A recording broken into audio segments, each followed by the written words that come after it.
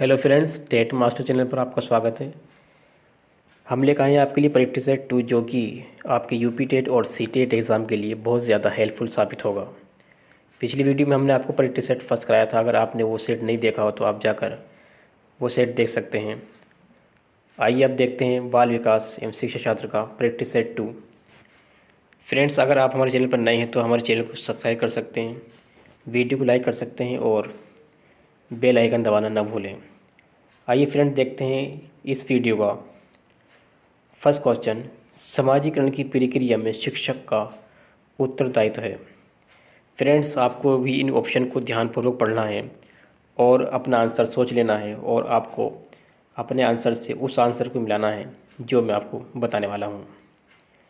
और friends, comment box में आप बता सकते हैं कि आपके कितने क्वेश्चन सही हुए हैं। आइए देखते हैं फ्रेंड्स क्वेश्चन नंबर 1 के ऑप्शन। समाजीकरण, वातावरण का निर्माण, सामूहिक कार्यों को प्रोत्साहन, सांस्कृतिक कार्यों को प्रोत्साहन, ये सभी। तो फ्रेंड्स, आपको अपना आंसर सोच लेना है, कौन सा ऑप्शन सही होगा वो आपको सोचना है और मैं अब आपको आंसर बताने जा रहा हूँ। तो फ्रेंड्स, समाजीकरण की प्रक्रिया में शिक्षक का जो उत्तरदायित्व है ये सभी होना चाहिए। समाजीकरण, वातावरण का निर्माण भी होना चाहिए, सामूहिक कार्यों को प्रोत्साहन भी होना चाहिए, सांस्कृतिक कार्य को प्रोत्साहन भी देना चाहिए। ये सभी ऑप्शन राइट हैं, तो इसलिए हमारा ऑप्शन डी राइट होगा। क्वेश्चन नंबर 2 शारीरिक विकास का क्षेत्र है। स्नायुमंडल, मांसपेशियों की वृद्धि, एंडोक्राइन ग्लैंड, ये सभी। तो फ्रेंड्स, इसमें आपको अपना आंसर सोच लेना है। तो फ्रेंड, राइट ऑप्शन इसमें होगा स्नायुमंडल। मध्य बाल्यावस्था में भाषा के बजाय अधिक है समाजीकृत, अहन केंद्रित, जीववादी, समाजीकृत, परिपक्व, अपरिपक्व, अहन केंद्रित, समाजीकृत। तो फ्रेंड्स, आपको अपना आंसर सोच लेना है कौन सा ऑप्शन राइट होगा, ये आपने सोच लिया होगा। तो फिर राइट ऑप्शन है आपका ऑप्शन ए, समाजीकृत, अहन केंद्रित। क्वेश्चन नंबर 4 निम्न में से कौन सा वंशानुक्रम का नियम नहीं है? विभिन्नता, प्रत्यगमन, अभिप्रेरणा, समानता। तो फ्रेंड, आपको अपना ऑप्शन सोच लेना है कि कौन सा ऑप्शन राइट है। तो फिर राइट ऑप्शन आपका है अभिप्रेरणा। क्वेश्चन नंबर 5 निम्न में से कौन सा उदाहरण अर्जित प्रेरक का है? भोग, पुरस्कार, रुचि, विश्राम। तो फ्रेंड, इसमें बताना है कौन सा ऑप्शन राइट है। तो राइट ऑप्शन है फ्रेंड रुचि। क्वेश्चन नंबर 6 निम्न में से क्या बुद्धि का एक प्रकार नहीं है? मानसिक बुद्धि, मूर्त बुद्धि, अमूर्त बुद्धि, सामाजिक बुद्धि। तो फ्रेंड्स, मूर्त बुद्धि होती है, अमूर्त बुद्धि होती है। फ्रेंड्स, ये मूर्त बुद्धि, अमूर्त बुद्धि, सामाजिक बुद्धि, ये तीनों ही बुद्धि के प्रकार होते हैं। लेकिन फ्रेंड्स, मानसिक बुद्धि ये कोई बुद्धि का प्रकार नहीं है, इसलिए हमारा ऑप्शन ए राइट हुआ। क्वेश्चन नंबर 7 बाल केंद्रित शिक्षा में शामिल है। बच्चों का एक कोने में बैठना, प्रतिबंधित परिवेश में अधिगम, वे गतिविधियाँ जिनमें खेल शामिल नहीं होते, बच्चों के लिए हस्तपरक गतिविधियाँ। तो फ्रेंड्स, आपको अपना ऑप्शन सोच लेना है कौन सा ऑप्शन राइट होगा। सो फ्रेंड्स, इसमें राइट ऑप्शन है डी ऑप्शन।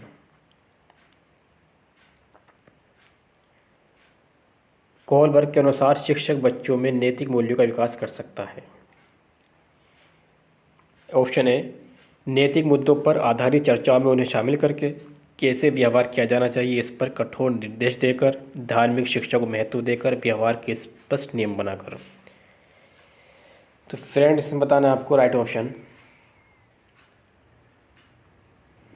तो फ्रेंड्स, कोहलबर्ग ने नैतिक विकास का सिद्धांत दिया था, तो इसलिए कोहलबर्ग ने बताया था कि नैतिक मुद्दों पर आधारित चर्चाओं में उन्हें शामिल कर अगर बच्चों को हम करते हैं तो उनके मूल्यों का विकास होगा।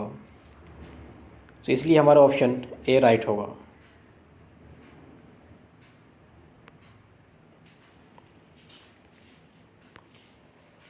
संकेत अधिगम के अंतर्गत सीखा जाता है?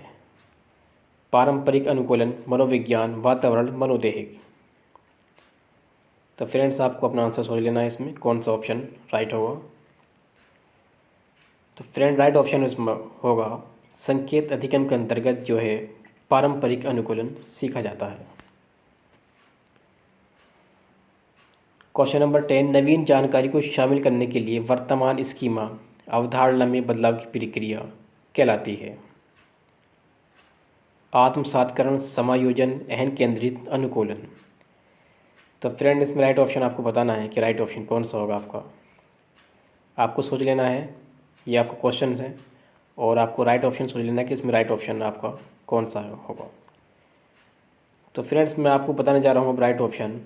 तो राइट ऑप्शन होगा फ्रेंड्स ए, आत्मसातकरण। क्वेश्चन नंबर 11, अंतर्दृष्टि अधिगम सिद्धांत किसने दिया था?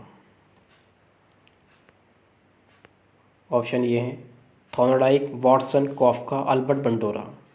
तो फ्रेंड्स इसमें राइट ऑप्शन आपको सोच लेना है कौन सा ऑप्शन राइट होगा। और अब मैं आपको बताने जा रहा हूँ राइट ऑप्शन। तो फ्रेंड्स अंतर्दृष्टि का सिद्धांत कॉफका ने दिया था। इसके अलावा वर्दीमर और कोहलर ने भी अंतर्दृष्टि का सिद्धांत दिया था। क्वेश्चन नंबर 12, एरिक्सन का बाल विकास का सिद्धांत है? आर्थिक, भौतिकवादी, मनोसामाजिक, इनमें से कोई नहीं। तो फ्रेंड्स एरिक्सन का जो बाल विकास का सिद्धांत है मनोसामाजिक है। शिक्षा के द्वारा बालक का कुछ विकास कर सकते हैं, बहुत अधिक नहीं।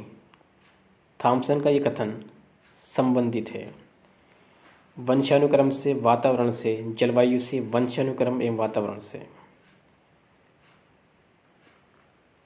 क्वेश्चन एक बार और पढ़ लेना फ्रेंड्स। हम शिक्षा के द्वारा बालक का कुछ विकास कर सकते हैं, बहुत अधिक नहीं।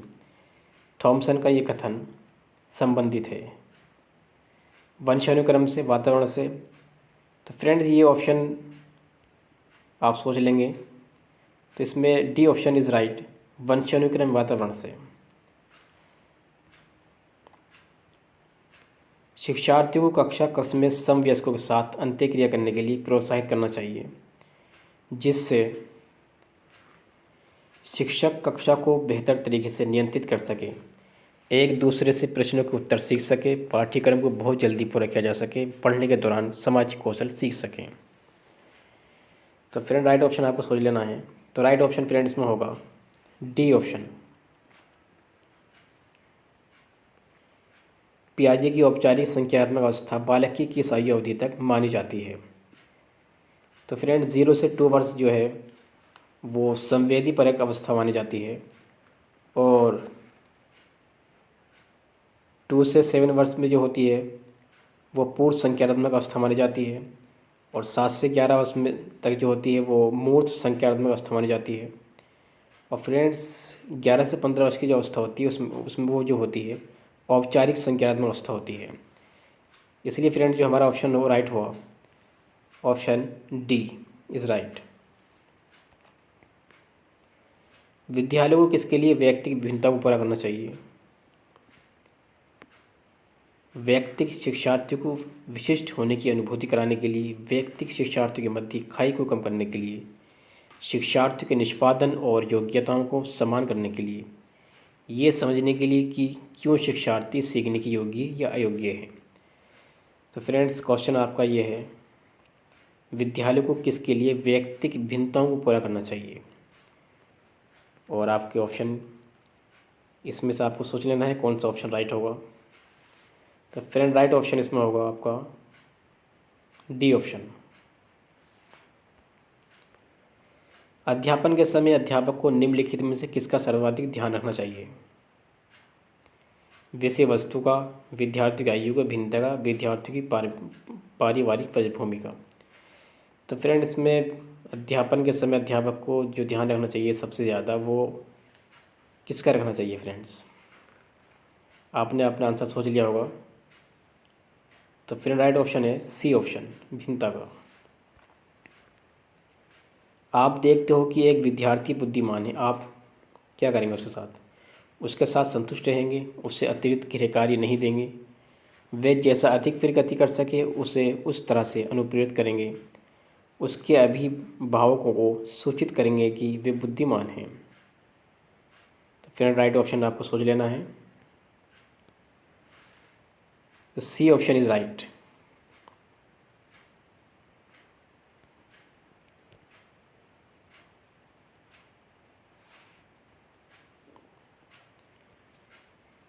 उत्सुकता परीक्षण निम्न में से किसका घटक है? सृजनात्मकता, अभिप्रेरणा, रुचि, बुद्धि। तो फ्रेंड इसमें आपको राइट ऑप्शन सोच लेना है, कौन सा ऑप्शन राइट होगा। तो फ्रेंड उत्सुकता परीक्षण निम्न में से किसका घटक है? तो फ्रेंड उत्सुकता परीक्षण जो घटक है वो सृजनात्मकता का है। प्रतिभाशाली विद्यार्थी होते हैं, स्वभाव के अंतर्मुखी होते हैं, या आवश्यकताओं को दृढ़तापूर्वक नहीं कह पाते, या अपने निर्णयों में आत्मनिर्भर होते हैं। डी ऑप्शन शिक्षकों से स्वतंत्र होते हैं। सो फिर राइट ऑप्शन आपको बताना है इसमें। सो फ्रेंड प्रतिभाशाली विद्यार्थी जो होते हैं वो अपने निर्णयों में आत्मनिर्भर होते हैं। तो option C is right.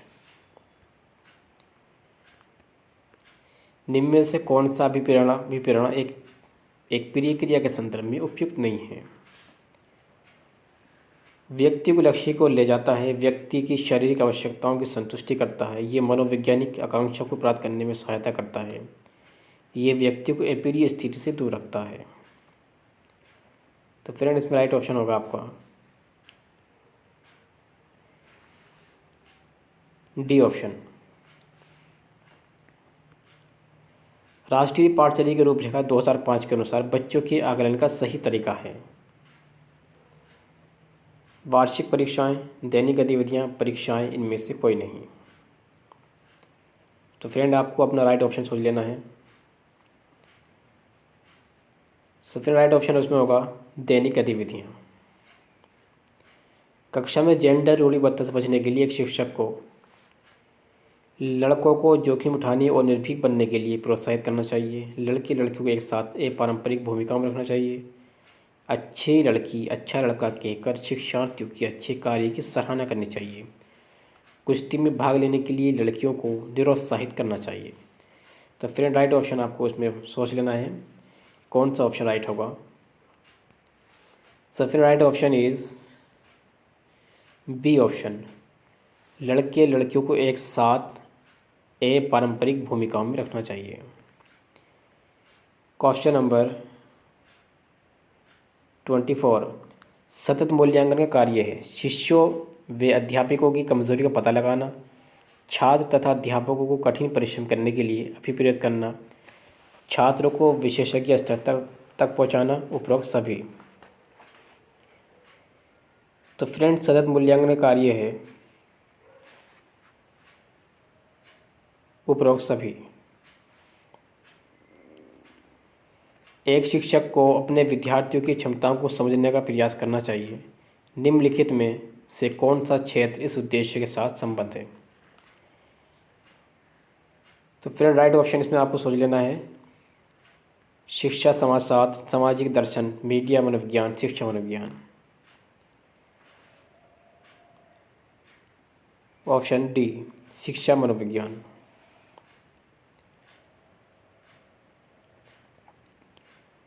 Friends आप वीडियो पॉज करके भी ऑप्शन पढ़ सकते हैं। जब बच्चे दूसरों के कार्य या व्यवहार को देखकर उसी तरह कार्य या व्यवहार करता है तो उसे कहते हैं प्रेरणा, मूल प्रवृत्ति, अनुकरण, अनुबंधन। क्वेश्चन आपका ये है, जब बच्चा दूसरों के कार्य या व्यवहार को देखकर उसी तरह का कार्य व्यवहार करता है तो उसे क्या कहेंगे? प्रेरणा कहेंगे, उसको मूल प्रवृत्ति कहेंगे, अनुकरण कहेंगे, या अनुबंधन कहेंगे? तो फ्रेंड इसको हम कहेंगे अनुकरण। चिंतन का महत्वपूर्ण साधन क्या है? भाषा, अभिव्यक्ति, स्मृति, इनमें से कोई नहीं। तो फ्रेंड्स चिंतन का महत्वपूर्ण साधन बताना है आपको आपने सोच लिया होगा फ्रेंड्स राइट ऑप्शन। सो फिर राइट ऑप्शन इसमें है भाषा। घटना और वस्तु के बारे में एक बच्चा तार्किक रूप से सोच सकता है। पियाजे के चरणों के संबंध में सही कथन है। तो फ्रेंड्स तार्किक रूप से जब बच्चा सोचता है तो वो कौन सी अवस्था होती है पियाजे के अनुसार जिसमें बच्चा तर्क लगाने लगता है? तो फ्रेंड्स वो होती है आपकी मूर्त संचालन प्रक्रिया। अभिवृत्ति संप्रति है संज्ञानपरक, क्रियापरक, संवेगात्मक, उपरोक्त सभी। तो फ्रेंड इसमें राइट ऑप्शन आपको बताना है कि कौन सा ऑप्शन राइट होगा।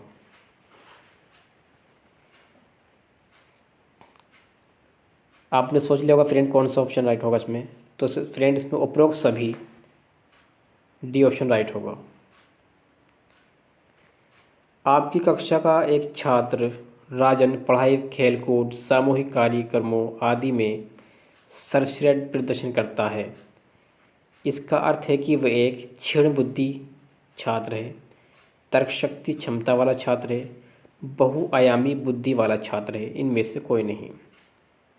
तो फ्रेंड्स इसमें से आपको राइट ऑप्शन सोचना है कि कौन सा ऑप्शन राइट होगा। This is the question.